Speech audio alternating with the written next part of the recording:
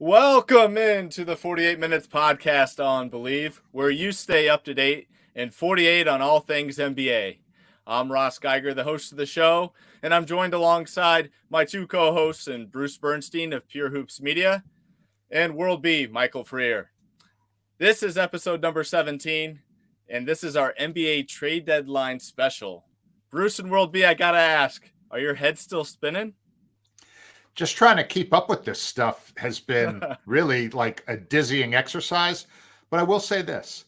After my Boston Celtics destroyed the Nets and chased Kyrie out of town, they also chased Kevin Durant out of town too. So take that, Brooklyn.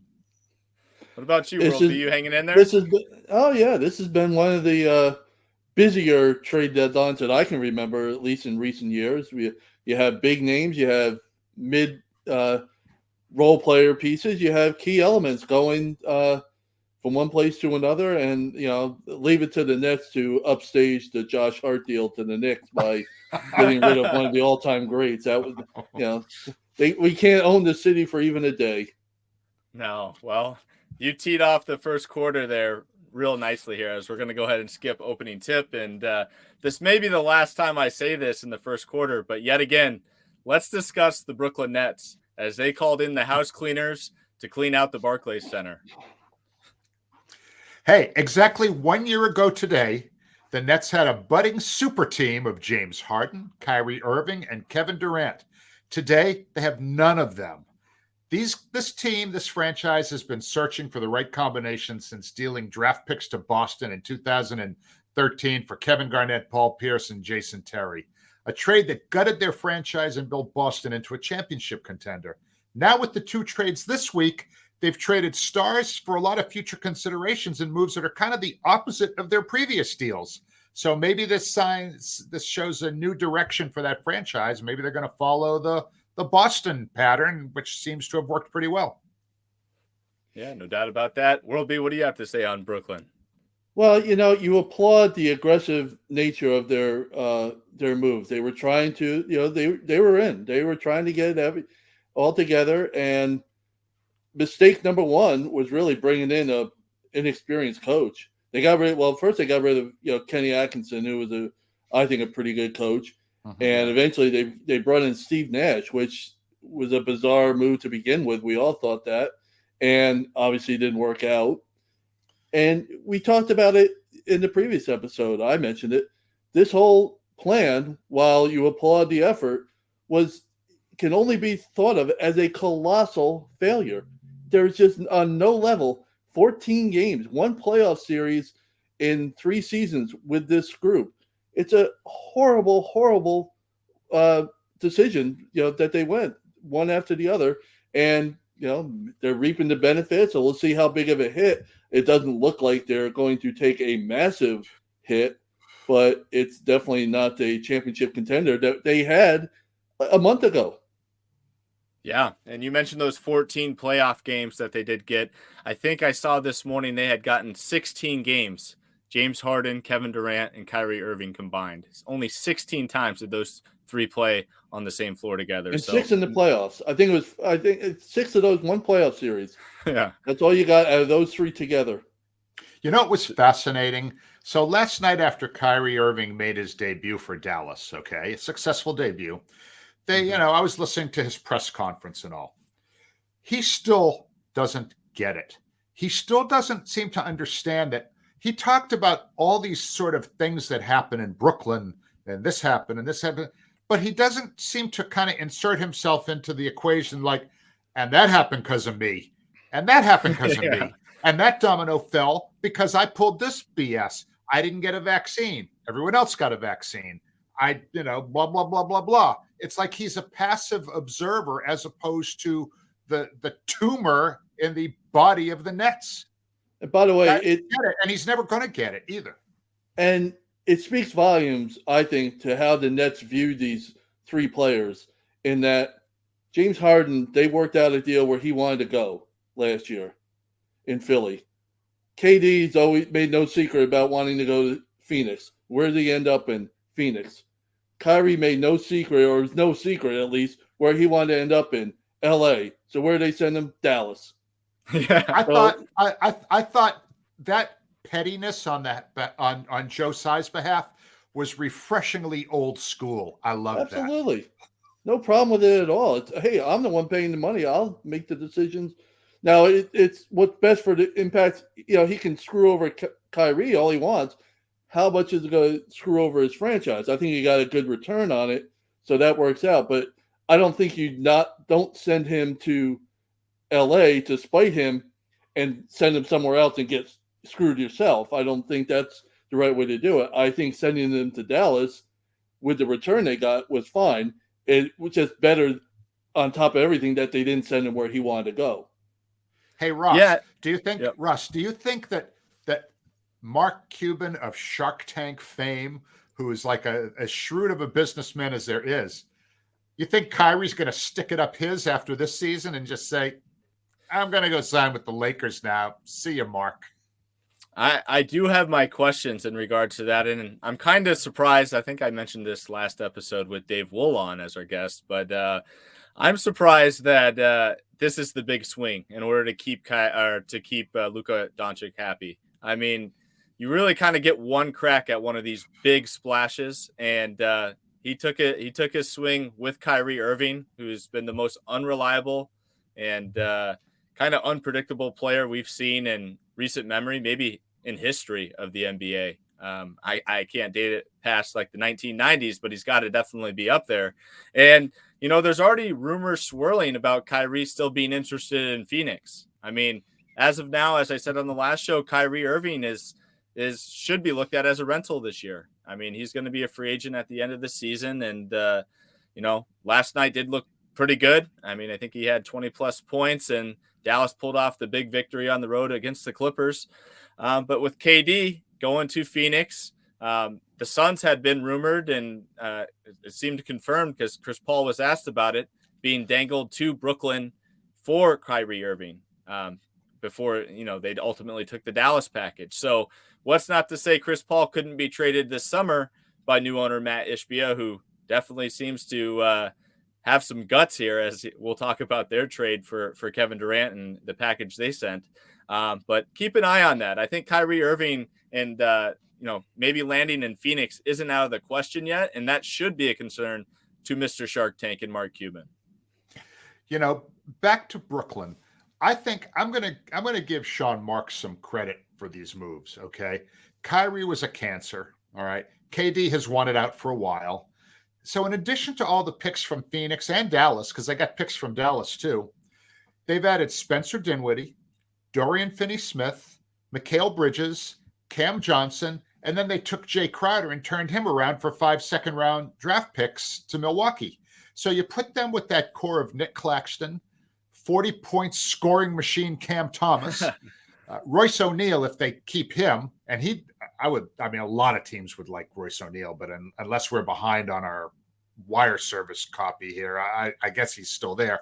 And here's an opportunity one more time for Ben Simmons to kind of step up and be more than what he's been.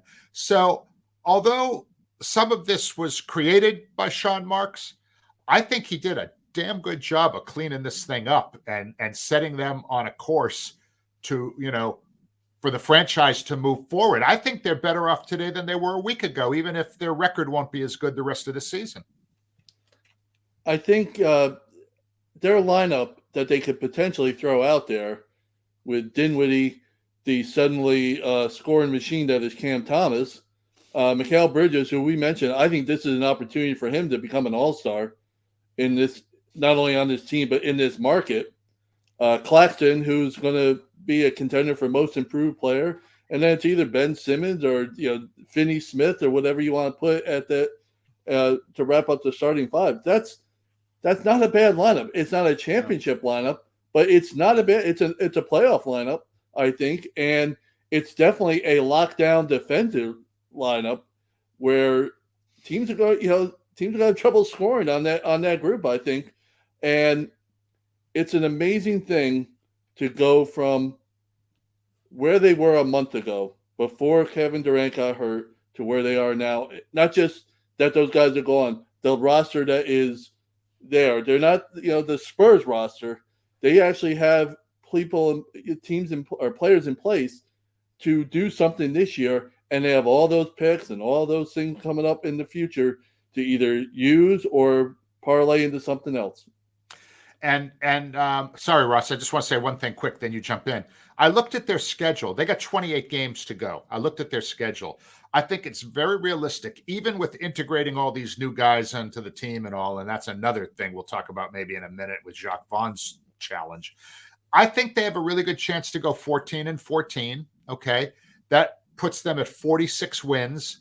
And I think 46 wins in the East this year gets you the number 6 spot. So I think they could actually make it into the postseason without having to do the play-in thing. Go ahead, Ross. Sorry. Yeah, and I'll say this in regards to the new roster and the new roster makeup of the Brooklyn Nets. I mean, you look at this group, and what's not to say they're not the second coming of the Utah Jazz. I mean, we were looking at the Utah Jazz coming into this season, not really having much there. And I see a lot of similarities between the two groups. You've got obviously a shot blocker and Nick Claxton, kind of like the Walker Kessler. You've got a guy like Spencer Dinwiddie that can maybe be a guy like Lauri Markkanen, not to that degree, but like he has put up some big games when Luka's been out on Dallas. Yeah. He's going to get more of an opportunity to go ahead and step up and perform. And Mikal Bridges, I know this is a guy we mentioned off air, and maybe I'll let you elaborate on it because you were pretty passionate about it, but he's going to have an opportunity to step up and really show what he can do on the offensive side. We know what he can do defensively. He's put up some great games in Devin Booker's absence. He's going to get a chance to really step up and have a role as a go-to primary scorer on the wing for Brooklyn. And I think in general, they acquired a lot of guys that have a lot of good experience going ahead and, helping out teams however they may. And now they're getting that big chance to kind of prove what they can do. And I think they got a lot of unselfish players. I think these guys are going to make the right pass, make the right play. And that's what's going down in Utah, and they've had a lot of success with it. And the other thing is, too, I agree. And I think the other thing is, too, they're in New York City, too. We all talk about the Knicks. The Knicks are my team, blah, blah, blah. And it's always the lure of the garden. No matter how bad the pieces are that the Knicks throw out there in past years, it's the lure of the garden. It's being in New York that is somehow an attraction. Well, Brooklyn's right there, too. They get the same market as the Knicks do. And they have players now.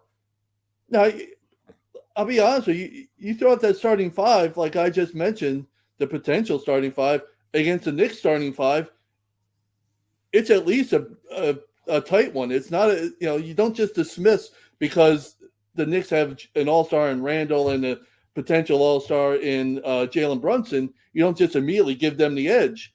So I think they have the market for these guys to stay focused and play hard.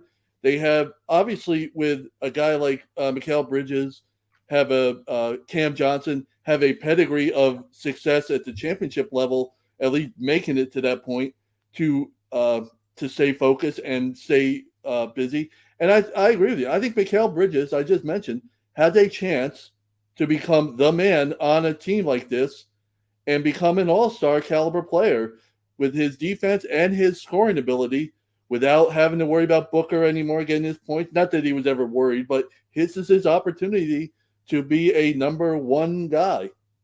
Yep. I think one of the things that Jacques Vaughn, throughout all of this turmoil with this team since he took over, I think most people would agree that he's done a really, really good job managing that team. This is a challenge, though. This is going to be like training camp with a ton of new guys coming to the team in the middle of a season, 54 games in, 28 to go, competing for a playoff spot. I said before, if they can manage to play 500 the rest of the way, there's probably going to be in the top 6. But a lot of people are going to be looking at how Jacques Vaughn handles this. And if he is able to kind of get these guys on the same page and kind of instill a spirit on that team, an underdog spirit, the world, nobody wanted us, but we want us, rah, rah, rah, that kind of thing. His stock has the potential to go way up as a coach as he navigates this. I think they have their coach too. I agree with you. I think on top of everything else we just mentioned, they have their coach to go forward with this group. I think the way he is commanded, it feels like he had the respect of Kyrie and KD while he was there, while they were, they both, thought very highly. You didn't hear any criticism of him while they were playing well after the coaching change. So I think that's have their, on top of everything else, they have their coach to lead this group. So I think that's another good thing going for the Nets. And Cam Johnson's another guy who's got a contract year going on. He's looking to get paid this summer as one of the premier shooters in the league. He's going to have a big chance to show off that shot here and get even more touches with Brooklyn. And totally agree, Bruce. I mean, you look at their roster and they've got a bunch of second round or G League guys that's how they made their way to the NBA. Seth Curry came from the G League. Mm-hmm. Spencer Dinwiddie came from the G League. Cam Thomas has been buried on the bench until recently, and now he's putting up historical numbers with back-to-back 40-point games. I think it's going to be a lot of fun. I think they're a league pass watch. I'll be definitely looking forward to seeing what they do from here on out. And I think the Brooklyn fans are really going to embrace this team. I think they're going to be like, we finally have people that want to be here. Yep. We're going to maybe not win the championship, but these are our guys now. I totally agree. I think they're ticked off about how all this went down, and I think they have a lineup that they can get behind. As long as those guys, play hard. There's obviously, we mentioned, throughout this segment, there's a lot of talent in that group. They came from the G League or they weren't highly, but there's a lot of talent that's developed into. I mean, Nick Claxton is going to be, one of the candidates for most improved player and defensive player of the year. I mean, he's improved that much. And there's enough guys on this team with a good structured coach and a staff. I agree. I think the fans are going to get behind this group. And I think there's going to be, they're certainly a playoff team. They're not falling out of the playoff group. So as we venture into our second quarter here, let's talk about the second half of that big trade. Probably the biggest trade in Phoenix Suns history. I think it definitely rivals the Charles Barkley acquisition by the Suns. I mean, obviously they made it to the finals, so pressure's on. But Kevin Durant headed to the Valley of the Sun. We talked about what Phoenix gave up. It came on a day when Matt Ishbia held his introductory press conference and even told the media, ironically, that he loved the team that was in place. Well, how much did you love it? You just traded him pretty much the young core away to get Kevin Durant. But don't think anyone is too disappointed with that. How are you guys looking at Phoenix here with Kevin Durant being partnered up with Chris Paul, Devin Booker, and one of the guys that was tagged along as maybe being traded for KD was DeAndre Ayton, and they were able to keep him. So what's your first takeaways and first reactions to the new Suns core? Going into the season, Phoenix was my team to come out of the West. Now, I certainly didn't envision this team looking like it does right now. I mean, who knew? But I think this puts them right up there with Denver. My concern for them is they're very top heavy, and I'm wondering if they're going to have enough depth should anybody else get injured. And you've got an old man in Chris Paul. You've got a frequently injured guy in Kevin Durant. You've got a sometimes injured guy in Devin Booker. So if one of those guys goes down, who's going to be able to step up for that team? I mean, TJ Warren, I guess, will help, but, and I know Ross, he's a favorite of yours. But so he's probably going to get a real big chance there too. But I'd say I'd kind of put them right there with Denver now. I think maybe even ahead of Memphis, which I'm kind of surprising myself even saying that. Yeah, I think they definitely are right atop the West and might be the favorites now outside of Denver. Just the powerhouse combination of bringing Kevin Durant in just completely changes the landscape of the West. And I was sort of surprised there weren't other moves made by a team such as Memphis to try to improve their roster to try to keep up here, because I think the Suns are definitely number 2 right now, even though it's still in an unproven state with Kevin Durant haven't even landed in Phoenix just yet. But I think they'll be fine. I think Landry Shamet's going to have to step up in addition to TJ Warren. Obviously, Torrey Craig's probably going to be that starting brunt worker on the boards and just guarding tougher guys. But he has shown an ability to do that. Was with this Phoenix Suns team when they faced the Bucks in the finals, so he's got some good experience. And then, they're really banking on the health of Cameron Payne. Cameron Payne's going to have to come back in and go ahead and provide some good minutes, because let's face it, it's nice that Chris Paul's back, but I still think they need to keep an eye on those minutes and make sure that he doesn't come down with injury, because everything could come crashing right down on this team once again if Chris Paul were to go down, or if Kevin Durant comes back and they don't monitor his minutes as well. So that's the only thing I'm a little concerned about, is all the draft capital they gave up, all the young players. They kind of got rid of their depth, and Kevin Durant and Chris Paul are both aging with lots of miles. So that would be the one concern. But overall, I think Suns fans should be celebrating and very happy with this deal. I'll tell you this. I think health is the biggest factor with this team, as you just mentioned, with Booker coming back, with KD's injury, with Chris Paul in and out of the lineup because of age and wear and tear, not to mention campaign. I will say this: if everybody's healthy, boy, it's going to have a hard time convincing me there's a better team out in the West than this group, including Denver, which I think Denver's starting to play much better on the defensive end, where I thought that was their deficiency. They've gone from the bottom to the middle of the pack, so they're starting to pick it up. But that lineup is really, really tough. You're going to have to guard Booker. You're going to have to guard KD, two of the best scorers we have in the league. DeAndre Ayton is suddenly become a superstar in the middle of the last couple of games. I don't think their depth is a concern if their health is not great. If they're all healthy, if they can figure out a way to last the season, then you have Shamet and Cam Payne coming off the bench at the guards, and you have Damian Lee. Damian Lee can come off the bench there. TJ Warren can come off the bench.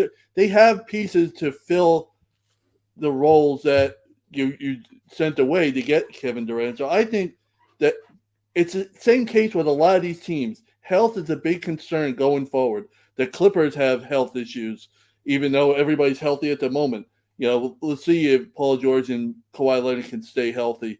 You have, obviously, Phoenix. I think Dallas, with Luka getting banged up the last couple of weeks, is a concern going forward. So there's a lot of teams with a lot riding on this, and obviously the Pelicans, who've just gone in the tank after they lose Brandon Ingram for a while, and Zion, who's not going to be back until after the break. So it's having a real impact on the West going forward. Now, Jay Crowder was sort of the Phoenix version of Kyrie Irving in the distractions department. Yep. But losing Mikal Bridges is really going to hurt their perimeter defense and also their team chemistry. I mean, he was their constant this year. He was the guy who was in the lineup every game. When Booker and Paul were injured, he stepped up. But I really think this trade is going to be great for DeAndre Ayton. I think he's going to totally flourish playing with KD for a couple of reasons. Number one, if he just focuses on defense and rebounding, which has always kind of been his thing, okay, he's going to get easy points by just cutting, keeping his head up, because KD is going to get double teamed. And, and when he's down low or on the baseline, whatever, if DeAndre Ayton's just making himself a target, he's going to get a lot of easy buckets. And I also think KD's had a great defensive year, too, for Brooklyn. He's played great defense. And he's a big, he's a good 6'10", 6'11" guy. I think KD's going to help him a lot on defense. And one of my big complaints about Ayton has always been he hasn't really been a very aggressive shot blocker for a guy who's 7 feet tall. Well, I think now that he's got KD out there with him, I think that might unlock him to be a little bit more aggressive, blocking shots as well as patrolling the lane. So I think that Ayton stands to benefit big time by having KD out there with him at both ends of the court. Yeah, I would agree, Bruce. And I think a lot of pressure is taken off DeAndre Ayton as well. I think Kevin Durant's going to get, obviously, the primary post touches. So he's going to take that pressure off DeAndre having to score in the low post to free things up outside.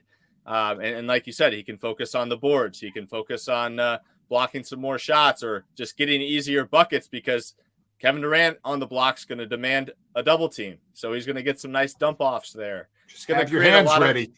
Yeah, just have those hands ready because he's going to get a lot of more. He's going to get spoon fed even more than he does right now with Chris Paul being his point guard, if you can believe that. So I think this is a heck of a trade for Phoenix. I'm excited to see how it works out. I'm keeping my fingers crossed for all the Suns fans that both Chris Paul and Kevin Durant stay healthy. And then one other minor move they made that I don't want to fail to mention is they did get off the contract of Dario Saric. I believe that was expiring money, but they sent him along with a second-round pick to Oklahoma City for Darius Bazley.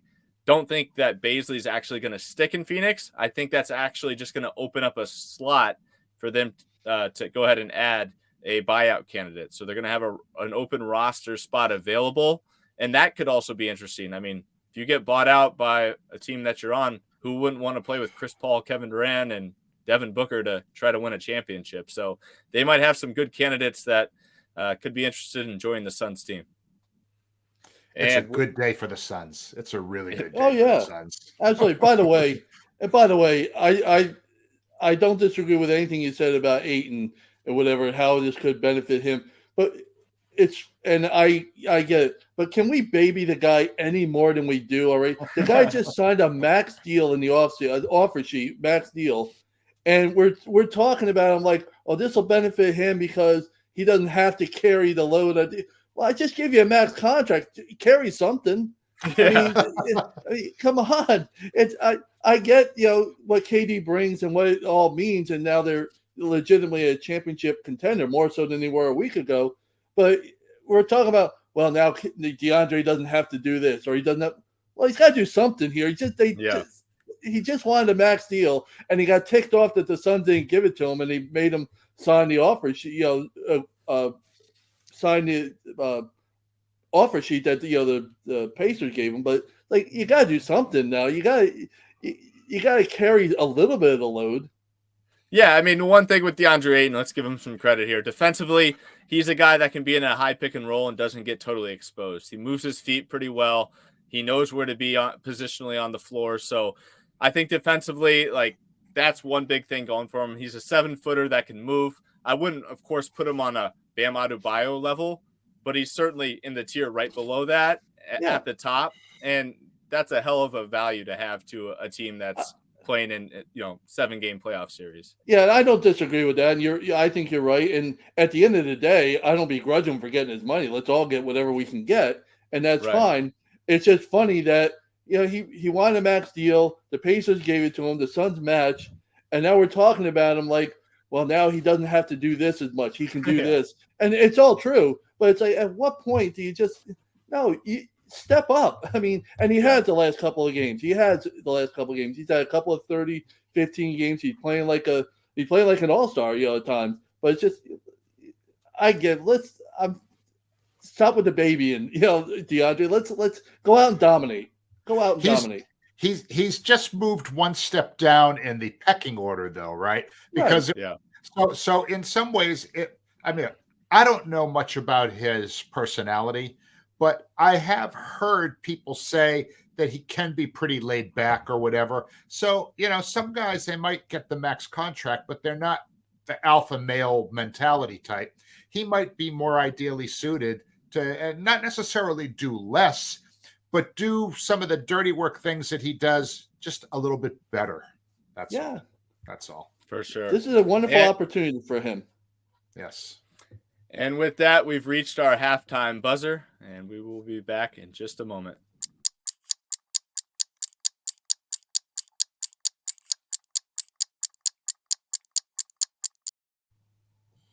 And we're back with the third quarter. And to get us kicked off here for the second half, no other team to talk about than the Los Angeles Lakers. Of course, they just had some history that took place with LeBron becoming the all-time scoring leader, which was pretty exciting despite them losing that game against Oklahoma City.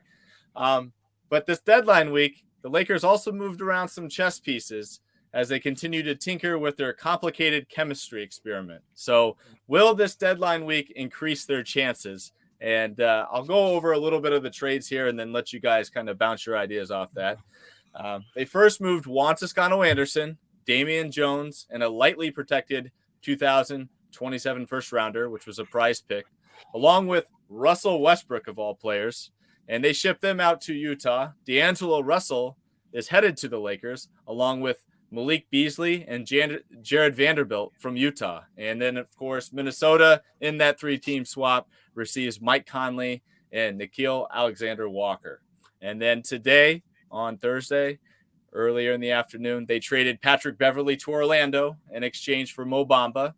And Thomas Bryant requested a trade after AD started to gobble up a lot of his minutes after having some strong performances with the Lakers. And Bryant had his wish answered there as he was traded to the Denver Nuggets. So, fellas, what do you take away from all these moves from the Lakers? And do you think LeBron, Anthony Davis are in any better spot than they were, say, a few days prior?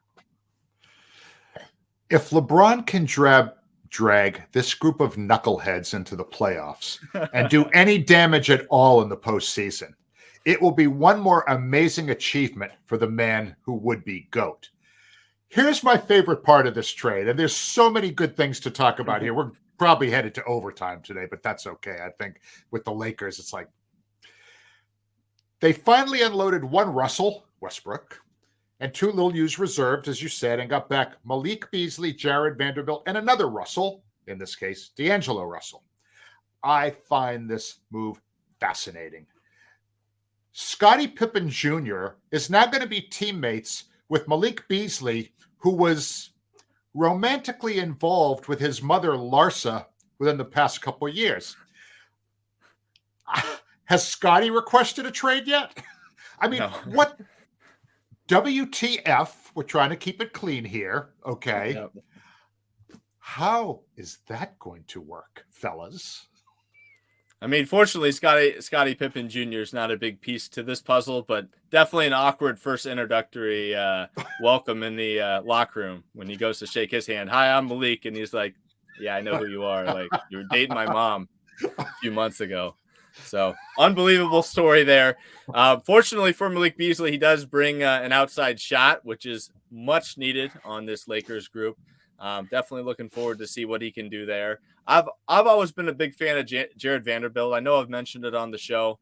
Not quite sure how he fits with this mix of a team that already acquired Rui Hachimura just a few weeks ago. It's not doing much for me. D'Angelo Russell, I think they're having a parade in Minnesota that he's gone. He's kind of been a train wreck there. He can shoot a spot up 3, but he just doesn't know exactly when and when not to do that. I think he makes a lot of wild passes, takes a lot of wild shots, very inefficient player.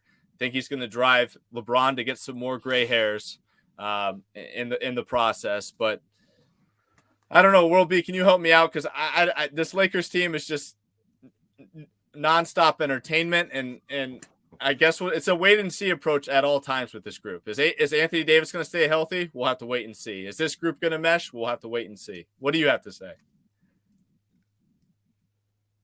As Bruce pointed out, with the Scottie Pippen, Malik Beasley fiasco, only the Lakers could get rid of their chemistry problem, or get rid of Russell Westbrook and not improve their team chemistry. Yeah. Only the Lakers could pull that off. How is that possible that you just get rid of somebody who, by all accounts, was a pain in the butt on the court and chemistry-wise, whatever, and you're no better than you were chemistry-wise in that locker room? So I don't see where this improves. I think D'Angelo Russell wasn't as bad as Ross makes out, especially of late. He had been playing better for them as the Wolves have been playing better. He's been one of the reasons. I don't know where he fits into that lineup. He's another player. He's a better player than what they gave up. I'll put it that way. I think he's much better this year than Russell Westbrook was. I'm going to miss seeing the highlight reels of Russell in the Laker uniform taking 3-pointers that bounce off the top of the backboard or trying for a mid-range bank shot that hits nothing but the backboard and bypasses the rim entirely. I'm going to miss that.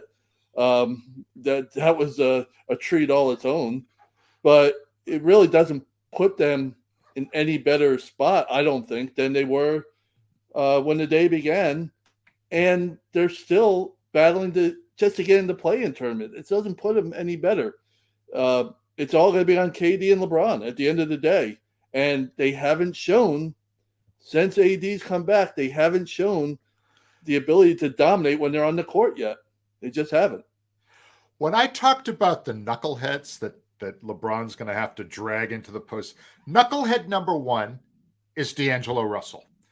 I'm sure you all recall, he started his career as a Laker. He was drafted by the Lakers. He got his butt traded because, you may also remember, he leaked video of Nick Young, Swaggy P, talking about cheating on Iggy Azalea and earned himself the snitch label, okay? Yep. About the worst label a teammate can have, okay? Is he a trustworthy teammate? Is someone like LeBron James going to trust this guy? You know, is Darvin Ham going to trust this guy? That's part of why this whole Laker discussion is so much fun to me. Between the Pippen Beasley dynamic and the D'Angelo Russell, snitch dynamic, and then Mo Bamba is only there because he got in that fight a week and a half ago. Orlando probably said, "We've had it with this dude. Let's get him out of here." Okay, so you talk about like taking a situation of turmoil and just like stirring in some new stuff that could just make it worse. I love it. Well, hopefully D'Angelo Russell learned his lesson long ago. I mean, he was a younger player then, but while we're on the topic of video and cameras, I really hope Patrick Beverley takes his camera down to Orlando, and before he gets bought out, that camera he had in Boston, I hope he takes a few photos at Disney World because, I don't know how long his stay is going to be, but certainly I think getting him out of LA is probably for the best too. I mean, he obviously couldn't shoot. He had his on the court antics that probably were growing old within the Lakers organization. Same with LeBron. And, another part of this with Mo Bamba is the one thing I'll give him credit for is, Mo Bamba is a little bit more athletic than Thomas Bryant. He's more of a shot blocker, a guy that can catch a lob. And I think they're close, but I'd say Mo Bamba's a better three-point shooter on the few times that he does get a pick and pop opportunity. So kind of curious to see him there. I mean, he was in a situation in Orlando where there were like 5 centers. So he's now coming into a role where he's got to be the primary backup unless they go with Wenyen Gabriel, but they obviously traded for him for a reason. And, if Anthony Davis goes down, we're really going to be able to see what Mo Bamba can do. So the Bamba piece of it is something I'm actually excited to see just because, maybe he just needed a clean slate, a new clean plate, get away from Orlando and see if this is just a better situation playing with better players. But World B, what do you have to say on Bamba? You're our Orlando correspondent.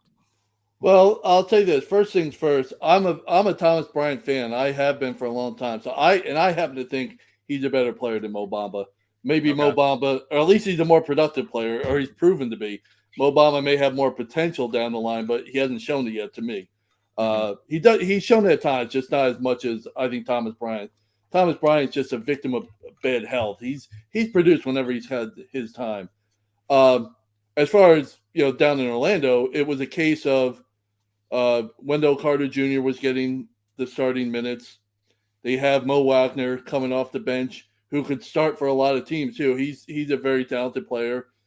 And then Jonathan Isaac getting back on the court really made there was just no minutes to go around for Mo Bamba. If you're picking between those three, Jonathan Isaac showed that, or he's showing, I shouldn't say he's only getting about 10 minutes a night, but he's showing in those minutes that he is capable of really being a productive player, more so than Mo Bamba. And at the end of the day, there's only so many minutes to go around at the front court position. And, if I'm picking between those 4, Mo's out. Mo Bamba is out. So that's where that went. They need to free up minutes for younger players. Some of the other young guys, which that's all they have these days are young guys, It seems like. And so he was kind of the odd man out. I don't think the stupid fight that they had last week really, it probably didn't help, but I don't know if that was a deciding factor. He wasn't getting playing time. There was a reason he got in the fight on the bench, because he was on the bench. And I don't think that fight really made a difference. I think the fact that he wasn't getting time, and let's see what we can do and if they buy out Beverly and free up a spot and free up cap space, all that stuff going forward, it only helps the Magic, I think. I think you got to give Rob Pelinka some credit on that one, because he got Mo Bamba for nothing. I mean, Patrick Beverly is really, at this point in his career, he's just, somebody will pick him up probably, but Patrick Beverly is really not that good, and he's old. Mo Bamba is at least young, and and as you said before, AD needs a reliable backup. A, to keep his minutes down, and B, to just be there when he gets hurt, which usually happens once or twice a season. Well, my thing was, I think they had the backup in Thomas Bryant. Now you say he wanted a trade. Okay, well now he's going to Denver and he's backing up an MVP. So I mean maybe he gets more Denver now. Yeah, so I don't know. Maybe it wasn't exactly I want more minutes. Maybe it was the chaotic atmosphere that comes with being a Laker these days. So I don't know if they improved or not. Like I said, I'm a bigger fan of Thomas Bryant than Mo Bamba.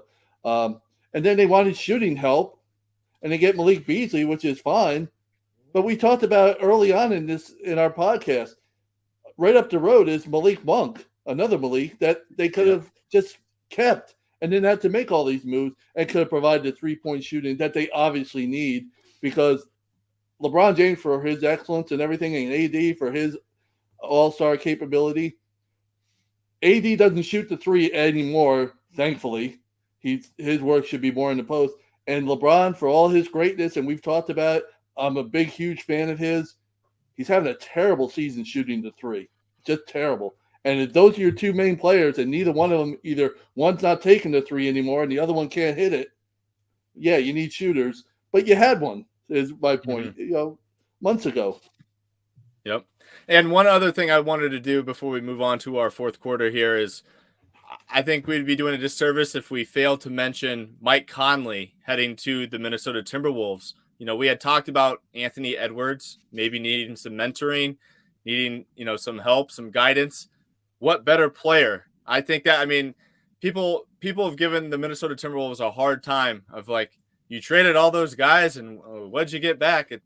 I think Mike Conley is going to be a blessing in disguise to Anthony Edwards' career. I think he's going to put him in good positions out on the floor, calling his sets, getting him the ball when he needs it, where he needs it. And I'm looking forward to that pairing in the backcourt there in Minnesota, getting a very solid seasoned veteran who's stable at the point guard position, much more consistent than a D'Angelo Russell, and kind of see where this takes Anthony Edwards. What do you guys think?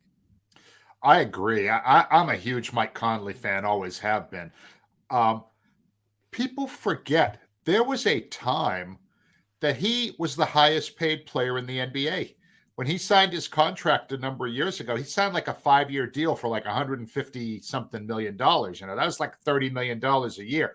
I don't think anybody made $30 million a year before he signed that contract. So this is a guy who's aging pretty well. We talked about Harrison Barnes aging well a couple shows ago. Mike Conley's aging well too. And as you correctly pointed out, that is a veteran influence, a professional guy, doesn't care about his own numbers, wants to win some games, wants to help a guy like Anthony Edwards, so he'll be an all-star for the next number of years. I couldn't agree more. I think it's a wonderful pickup for a young team to have a guy like that. And you look at that lineup, all of a sudden, I mentioned Minnesota a couple episodes ago. They were my team of the moment, team on the rise, and they've actually been keeping with that, which goes against everything I say. My predictions usually they go right in the poopers. Thank you, New Orleans Pelicans. And so, I'm waiting for the shoe to drop on them. But if to be serious about it, I have a nice solid backcourt with Conley and now Edwards.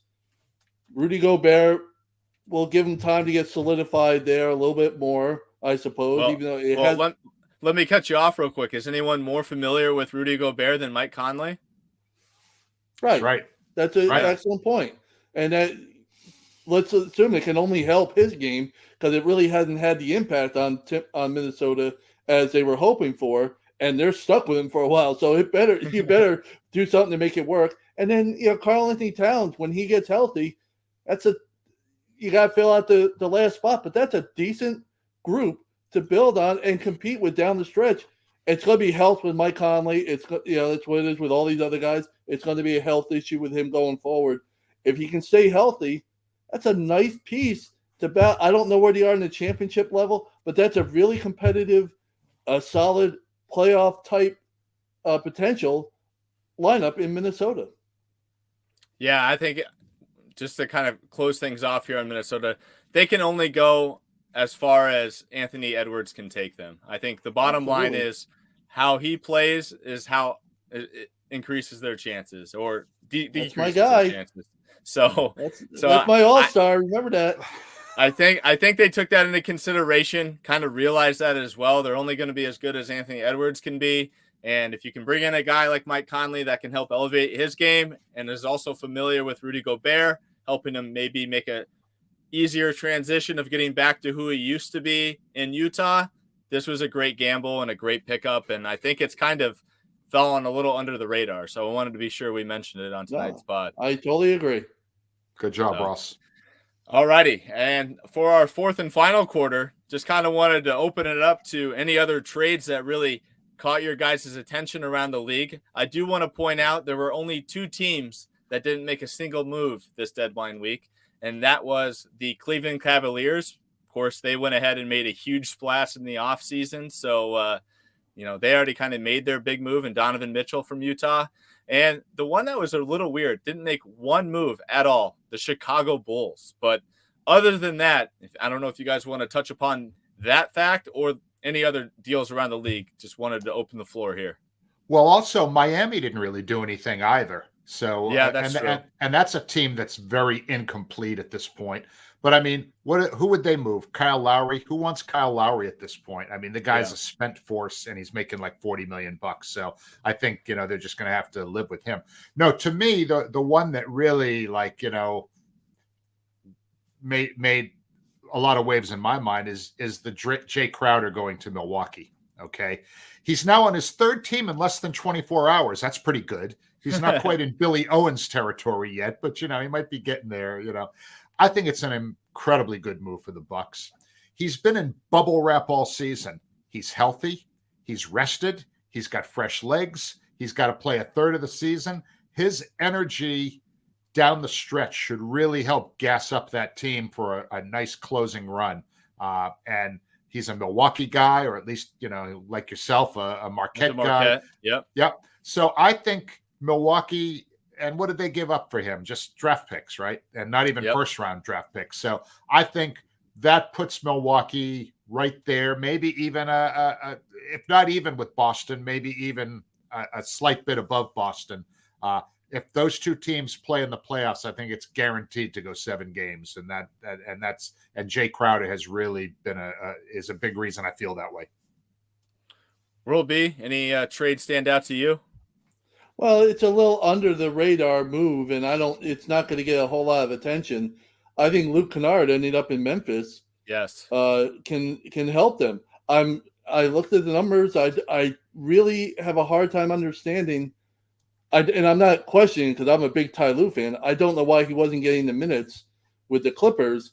And Memphis needs shooting. We've talked about it over and over. They're a great high offensive efficiency team that can't shoot. It was really weird how that worked out. But now here, Desmond Bane can shoot, obviously. Luke Kennard can be a shooter. It can only help this team. They didn't need to make a huge splash. They need to get Steven Adams healthy. They need to get some, calm down. It's a long season. The Ja Morant garbage hopefully will die down for his sake, but certainly for the Grizzlies' sake. And I think Kennard can really solidify that bench and help them really keep from packing it in, and a guy that can hit the shot when John Moran, who leads the league in drives, or is among them in drives, dishes it out to a guy like Desmond Bain or Luke Kennard on the court at the same time.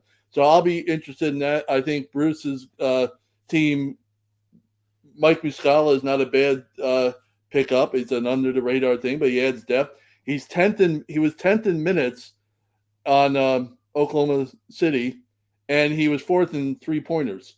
So he's making the most of time he has on the court. The other things are they could work themselves out, but I don't know how many second round picks got traded. I didn't have enough time to add all that up, but apparently I told Bruce off air. I think maybe a lot of these teams, there might be some rumor going around that the NBA is going to do away with the second round of drafts from now on, and everybody just deciding to unload what they have for the future. But other than that, I can't figure out why second round picks became the thing. Yeah, and I think the Bucks traded 5 second-round picks for Jay Crowder in their deal. And an interesting part of that trade, too, is they went ahead and sent Jordan Nwora, George Hill, and Serge Ibaka to the Indiana Pacers. And what that essentially did for Milwaukee, much like the Sarge trade for Phoenix, is it opened up 2 roster spots. So they were able to go ahead and keep those open for buyout candidates as well. So there's a lot of top contenders around the league that have some open roster spots now for the buyout market, and that's right around the corner to see who starts getting released off some of these rosters. Now, the one I wanted to talk about that I found interesting was the James Wiseman trade to Detroit. Wiseman reportedly was on their GM's top board as the number 1 pick in that draft. They of course landed, I think, the second pick in that. Yeah, 7th pick. They got Killian Hayes, but they were able to go ahead and get their guy in James Wiseman here and get him at such a easy cost here. I mean, they just traded 5 second-round picks for James Wiseman, and that's a heck of a pickup for Detroit. It's the second straight year they've kind of taken a swing at some of these top lottery guys that haven't really panned out. Last year it was Bagley out of Sacramento. This time they get an even younger, probably higher ceiling guy in James Wiseman. And, the question was kind of asked online before we started posting. I did some research, and it's a cost saving move for Golden State. And from what John Hollinger had tweeted out, this trade alone is going to save them $131 million when you break down the salaries along with the luxury tax. So it was a tremendous cost cutting move for Golden State. Of course, they're licking their wounds. They could have had LaMelo Ball or some of the other top guys that have turned out to be big talents in that draft. But, very curious to see what James Wiseman can do. Hopefully he'll get an opportunity to play now. Just really hope he doesn't take away too much of Jalen Durant's time, because he's been outstanding for that Pistons ball club when he's moved into the starting lineup. So Golden State took those 5 second-rounders and they traded them to Portland for Gary Payton II. So really, that trade was James Wiseman for Gary Payton II, who they had last year. Yeah, and they didn't pay him. He got a big payday in Portland, but as we know, and as I just mentioned, Warriors deep into the luxury tax, so kind of had to pay a price there, and it had to be their number 1 overall pick from just a few years ago. So not a significant move as far as talking about the Warriors improving, but they were at least able to go ahead and improve that payroll. By the way, the Clippers getting Eric Gordon from Houston I know his name was mentioned a lot. It was a bit of a puzzler in that Luke Kennard got traded, just because I don't know what Luke Kennard has done to warrant not being on the court a lot, but Eric Gordon is not having a very good season shooting the ball. And I know he's a veteran, but his last postseason experience was 3 seasons ago in the bubble with Houston. It's not as he's been stuck in Houston for the last few years. Now, maybe that's motivation, whatever, but it's not like he has a wealth of postseason experience to bring to the Clipper, which doesn't need it anyway when you have Paul George and Kawhi. But I don't understand. You got rid of a better shooter in Luke Kennard, and you brought in a veteran in Eric Gordon, who's really not much of a shooter right now. I mean, we fixed it great, but in present day, he's not much of a shooter. They also got Bones Highland from Denver, who's going to help them out. But to me, the really significant move they made, and those two are significant, but I think getting Mason Plumlee to back up Ivica Zubac is a really significant move, because Zubac has played great for those guys. But as you both have pointed out numerous times on this show, he's got no backup. He has nobody to help him. He gets in foul trouble. You saw it the other game when they had to put Robert Covington in to play center when he got in foul trouble, and the guy just got completely torched because he's like 6'5". So now, and maybe that's that game, motivated, against Milwaukee, right? Giannis just lit him up. Yes. So now you have Mason Plumlee, who is an adventure at the free throw line, but is a solid passer and a big enough presence in the paint that they don't lose a ton when they put him in for Zubac. Totally agree with you there, Bruce. I think he's going to be a huge piece off that bench, kind of give them a second unit spark to go ahead and help out Zubac there. And, Zubac's had to manage a huge load this year as far as minutes are concerned. So maybe they can dial that back a bit, make sure he stays fresh for the playoffs. And then you also mentioned Bones Highland. I think Highland was brought in simply because they got him for 2 second-round picks. I mean, that was a heck of a steal getting him from Denver. I don't know what Denver's beef is with him, but I would have to assume that him and Mike Malone just don't mesh well or something. But that was another great get by the Clippers, and kind of an insurance policy, because it does seem like there's reports going around Paul George has been actively recruiting Russell Westbrook to, not sell his nearby apartment just yet. He can just move. If he's bought out from Utah, he can just come across the street and play with the Clippers. But, we LA basketball is a gift that doesn't stop giving. I totally expect that to happen, by the way. I totally expect Russell Westbrook to end up on the Clippers. Yeah. I mean, how great is that? It's just unbelievable. And so my final thought for you guys, I know I'm not sure we're doing this tonight, but Eric Gordon, we mentioned him. He had been on the trade block for years and years, and he was just stuck through it all in Houston. Are we now honoring John Collins as the new Eric Gordon? He might be. I don't get the whole John Collins thing. John Collins is a good player. He's a really good guy. I've spoken to him. There must be something going on there. I've always had a lot of respect for John Collins, and I think he's a good player. I don't think he's a bad presence in your locker room. So I don't know. I mean, they're not going to buy him out. I mean, obviously, $75 million for the next 3 years after this season. That's the reason behind John Collins. Yeah, but then play him. Well, they play him, I know, but I don't know. I mean, there's guys making a lot of money that aren't as good as John Collins, but I agree. His numbers just hasn't lived up to where he was when he signed the deal. He was a 2010 guy a few seasons ago that got him a nice contract, and he just hadn't been able to, I don't want to say live up to the contract, but match his production that he had initially when he got, that got him this deal. That's, to me, that's the biggest thing that is going against him. Hey, Ross and Michael, this is for both of you. All right. The Knicks get Josh Hart from Portland, reuniting him with his teammate from Villanova, Jalen Brunson. I think that's another nice under the radar move. I think Josh Hart's a good player. He's a beefy guy. He's like 6'5", about 230, can play physical game. Comes from that Villanova program where, guys generally play the right way who come through the Jay Wright system. I think that's I think Tom Thibodeau is going to love that guy. Yeah, I'm curious to see who falls out of the rotation now that Josh Hart's aboard here. I mean, of course, they still got Barrett, Grimes. Somehow they still have Fournier, but I like it. He's going to bring added toughness. Definitely is a Thibodeau type guy, and you know what? They can even have dinner with Mikal Bridges on off nights, so they get the whole trio back together. Worked out perfect. The unsung winner of that deal were Knicks fans like myself that don't have to watch games anymore and see the camera pan down at the end of the bench at Cam Reddish. And the question is like, why isn't he playing? Why isn't he playing? Well, it's because he can't play. There's a reason. That's why. Oh, yeah. I didn't have look up my numbers or do my calculations, but that's what it all comes down to. So every game you see him on, the camera pans down at him and wonder, well, why doesn't he get more time? Well, he can't play.